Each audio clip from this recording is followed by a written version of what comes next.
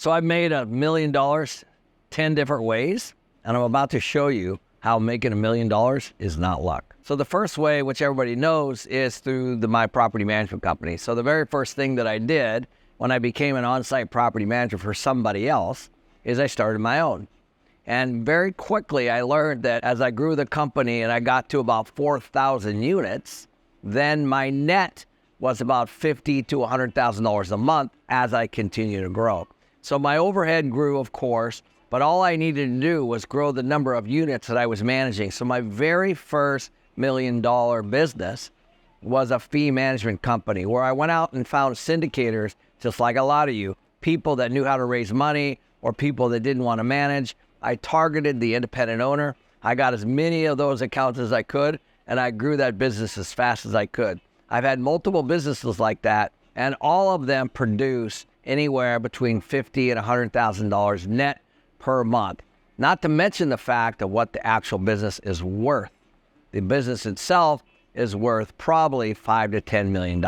The second way I made $1 million is what I call 1 + 1 = 3. And that's simply by just buying a 144 unit building next to another 150 unit building and marrying them together. So through just that move, through buying 2 buildings and combining it to one, I was able to cut out about $300,000 in operational expenses. If you think about it, both buildings had a manager. I only needed one. Both buildings had a marketing budget. I only needed one, because what I did is I combined the two, rebranded it into one property, into one 294 unit property. So not only was I making cash flow, but I increased the value of the property by over $300,000 a month in positive cash flow, which equated to about $5 or $6 million in value itself. When you're able to increase your net operating income through growing your revenue or cutting your expenses like we did in this particular case, you actually create value. So I created $5 or $6 million of value in just this one move. And I call it 1 + 1 = 3. So the next one is I bought a 156 unit property with a 9-acre piece of vacant land next to it.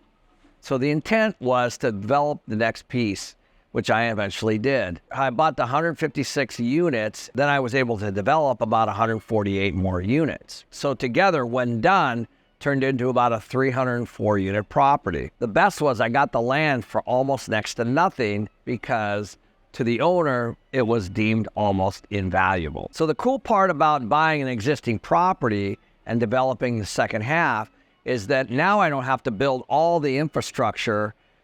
For example, I don't have to build another clubhouse. I don't have to build another fitness center. And all the common things that you might need on one property, you don't need on a second. So I was able to build just apartments on the second parcel and absorb the operations into the first parcel. Once we got a construction loan and built the 148 units, we did a cash out refinance on the entire project. So in other words, I bought the existing 156 unit property with existing debt, but then I had a construction loan on the second piece or the vacant property.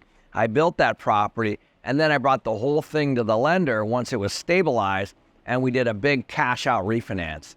So all the money that I used to buy the 156 unit was all paid back once the property was fully built. And I had one loan on the 304 units, which paid all the investors back. And at that point, I was infinite. I had no cash in the property at all. That property made me millions just from doing that one move. Today, I still own that property. It's worth about $54 million.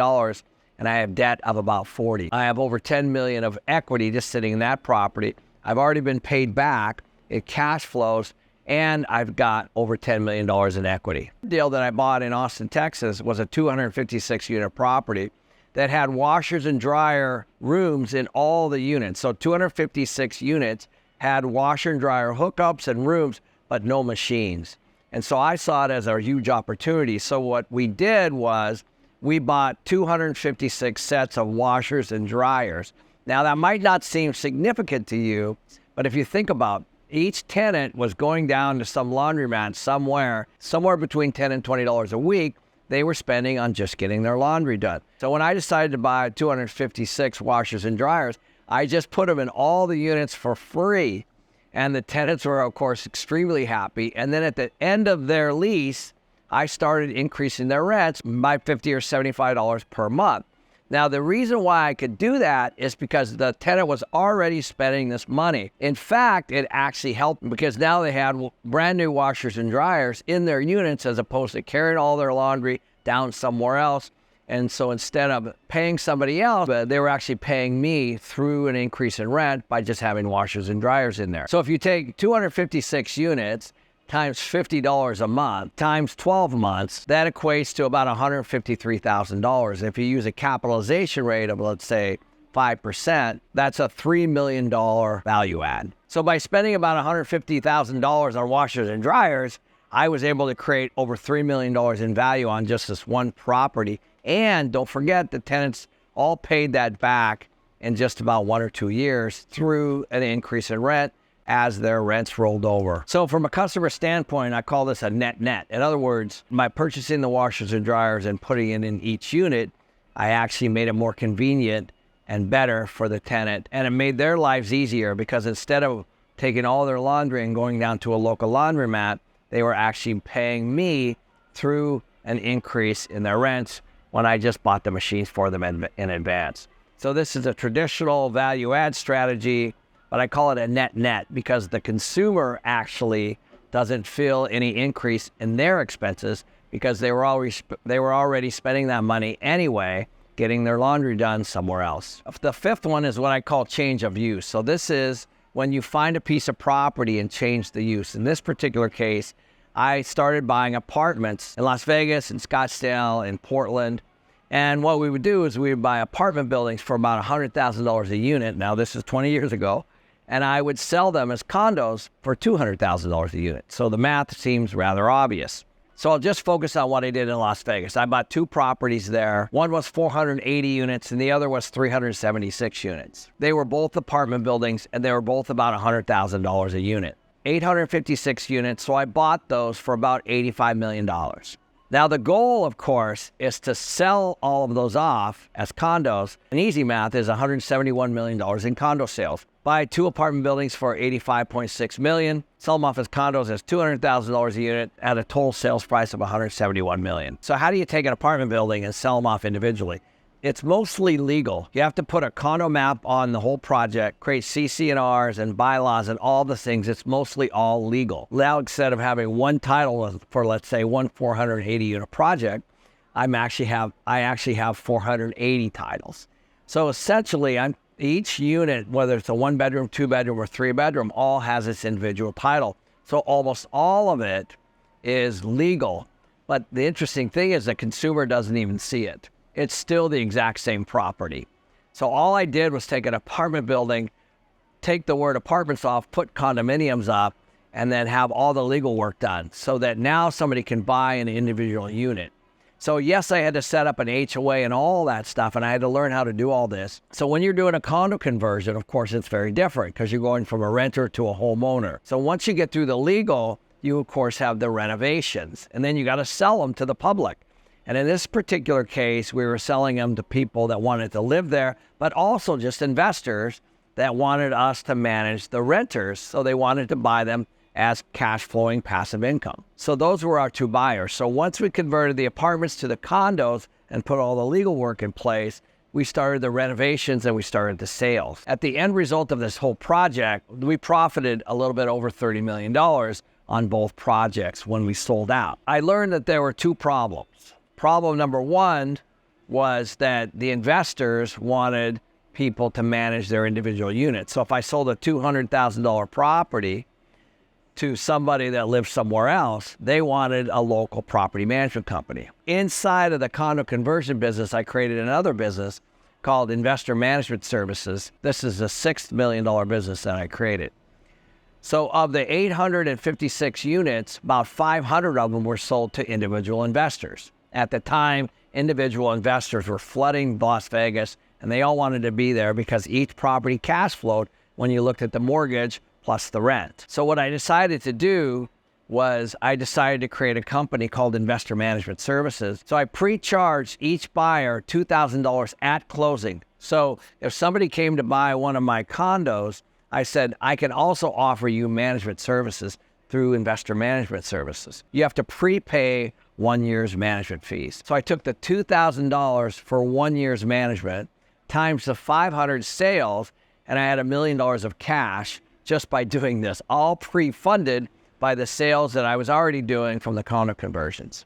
So now I had $1 million of cash sitting in this account. I had 500 investors that wanted renters. And of course, I went back to my old roots of property management. So I set up all the accounting, all the property management, all the systems for investor management services. So of that $1 million, I burned through about half of it. So I had about $500,000 in cash left, and I immediately started to look for a buyer of investor management services, because the last thing that I wanted was actually to be in the condo management business. So I took investor management services to a business broker, and I told him I wanted to sell off the company. And within a few months, I had an interested party from Canada. So I ended up selling that business for over $1 million. So I had $500,000 in free cash. I sold the business for $1 million. They were already buying the individual condos. Another opportunity came from on the sales itself. So you think about it, if I'm going to sell 856 condos in a market like Las Vegas, I have a choice. I can use an off-brand realty company to sell all of those, or I can create my own. So I decided to create my own. So I created a company called Condo Realty. If you think about it, if the units sold for $200,000 each, and we had 856 units, each sale for the lister at 3% was about $6,000. So every single sale was about $6,000. So 856 units times $6,000 is just a little over $5 million. So there was $5 million on the table to whoever got the contract. Why not create a business and have profit from that too? The sales took about 3 years. And of course, there was a lot of work and the marketing and the management and the sales splits, and most of the money went to the actual salespeople and the broker. However, just from that move, I profited over $1 million just in that one move, but about $4 million of it just went to overhead and expenses. So that was another business I created inside of this condo conversion business. The interesting thing about that business is when it was all done and we sold all the units, I just wound it down and didn't do anything again with it. The eighth one is the renovation business, and that's the business inside of the condo conversion business. If you think about it, if you're going to buy an apartment building, there are going to be things that you want. You're going to want different flooring, you're going to want different appliances, you're going to want different paint, you're going to want different light fixtures. So all of those things are going to have to be done by a third-party contractor. So I started a renovation company. So each renovation was about $15,000 to $20,000 per unit. So again, $15,000 or $20,000 times 856 units, somewhere between $12 and $15 million. The individual contracts were about 8% of that. So there was well over $1 million in revenue just generating from coordinating, performing the renovations. I wanted all this stuff in-house. So for a lot of you that might be thinking this is a lot of work, imagine being able to be in control of the renovations, being able to be in control of the sales, being able to be in control of what the investor gets with the renter and the management. All of those things were calculated. Yes, I made money on them. Yes, I made over $1 million on each of those businesses. But the truth is, I wanted to control the process for the consumer from the beginning to the end. So those were 4 businesses that I made over $1 million on just in a period of about 3 years. And that's not even including the ones that I did in Oregon or Arizona. That's just the ones that we did in Las Vegas. The 9th one is a company that I called Short-Term Housing Solutions. Now, what's interesting is Airbnb started in 2007, and most of you now know what Airbnb is, and that's, of course, a household name, but you might not know that it started in 2007. So I've been in this business a long time. So there was a time where we used to get a lot of interest for short-term rentals. 1 week, 2 weeks, 1 month, 3 months. All kinds of people need short-term rentals for all kinds of reasons. So as an example, in Arizona, which is where I owned a lot of properties, we have Major League Baseball come each and every year for spring training. So I had contracts with the San Francisco Giants. I had contracts with the Cleveland Indians, and they would come to us because they would want apartments furnished in locations around their spring training facilities. So this was already in play, and so I decided to start a short-term housing company. So let's say the rents were $1,000 a month. I would get the furniture and all the housewares and all the utility component, and I would buy all of those things and then I would rent them to the San Francisco Giants players, let's say, for $3,000 a month for 2 months. And then, of course, just like Airbnb, we were constantly on the lookout to try to fill those other 10 months on those furnished units. So this company, Short-Term Housing Solutions, at its peak, had somewhere between 200 and 250 units throughout just our properties. And we of course, were the property owners, but we had a whole short-term housing business with people running it and systems and all of that stuff. Now, I just want to do the math with you. If I have 200 units in short-term housing, I'm paying my property $1,000 and I'm charging $3,000. That's a $2,000 a month profit, not including, of course, all the expenses. So 200 units at $3,000 a month is $600,000. Now, $1,000, let's say, would go to the property. So I would pay $200,000 to the property, but that would leave $400,000 a month for the short-term housing company. We were constantly trying to find people to rent those units during the off season, let's say, just using the Major League Baseball as an example. Point is, this company, Short-Term Housing Solutions, was actually generating hundreds of thousands of dollars a month each and every month. And so it was producing in the millions each year. It was really producing during the times of what we call high season. And then, of course, we would actually lose a little bit of money in the summer. But it was very different business because it's now almost in the hotel business. It's not your long-term passive rental business. It's more transactional. At the height, I owned like 250 units of furniture. I had warehouses full of mattresses and couches and lamps and all that stuff. I had guys helping. I had trucks moving all the stuff just like a moving company. And it was a lot of work from a logistics standpoint. And then my partner Ross and I just decided to wind it down after about 10 years. But during that period, it did very, very, very well. It provided a great niche, but we just decided to get back to our core business. It provided a lot of cash flow. It employed a lot of people, and it put millions of dollars in our pocket. If I would have just stayed with it, maybe I would have been the next Airbnb. But I did it first. The 10th one is, of course, the billboard story, which a lot of you guys know. So now I've owned lots of different billboards, but I always try to find what's called a static billboard. A static billboard is a two-sided billboard. If you think about it, it's just a pole in the air with two ads on each side. That's called a static billboard. And sometimes these billboards are in the ground for years. They can be 10, 20, 30, 40, 50 years. So what's happening is the industry is being replaced with digital, just like everything. Just like we're all seeing, technology is taking over. So for the longest time, I was buying static billboards, two-sided billboards. Now, why would I do that? Because I could buy a static billboard that had two ads, replace it with digital, and of course, I would have 8 times more revenue because each side is 8 ads or 16 ads total for a two-sided billboard versus 2. So my revenues were going up. So I would buy static billboards, I would replace them with digital faces, and then I would hire a management company to actually run the ads on them. And those billboards were extremely profitable. They had a lot of passive income and a lot of cash flow, but just by replacing them from a static to a digital, I was able to do this repeatedly over and over and over. One in particular case, I bought a billboard for $250 grand. I spent about another $250 to put a new digital face on each side. So I was into the whole deal for about $500 grand. And then I sold it to a very large national outdoor advertising company for about $1.6 million in about 2 years. So that's another way that we had about a $500,000 investment and we sold it for 1.6, or we made $1 million just on one transaction over a period of time. And again, all I did was look for a static, replace it with a digital, and sell it to a big national company for over $1 million profit. Of course, these are just 10 ways in real estate primarily, because that's essentially what I do full time. But as you guys also know, I'm invested in lots of different things, like limitlessexpo.com, which I do with my partner, Tarl Yarber.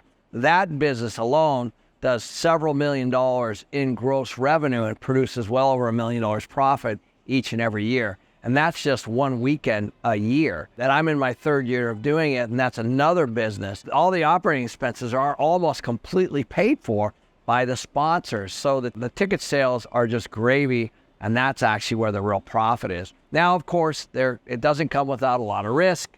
The first year I did this, I didn't know if we were going to make money. We ended up making money. The second year, we made a little bit more. And then you start to perfect the model and you learn how to manage your expenses a little better and, of course, the revenue. So these are just a few of the ways that I've made $1 million sitting inside of my little niche of real estate. But there's so many more, I can tell you. And the reason that I focused on those is because they were so obvious. As I'm looking for deals, I also found billboards. As I'm looking for deals, I also saw vacant land. And so because I've got the momentum of real estate already happening, I was just looking for verticals inside of what I'm already doing each and every day. But the reality is there's so much more than that outside of real estate too. So over the last 35 years, I bought over 15,000 apartments. I made the most in-depth real estate video that you will ever watch on everything that you need to know to get started, to get to where I am today. You can watch that video here.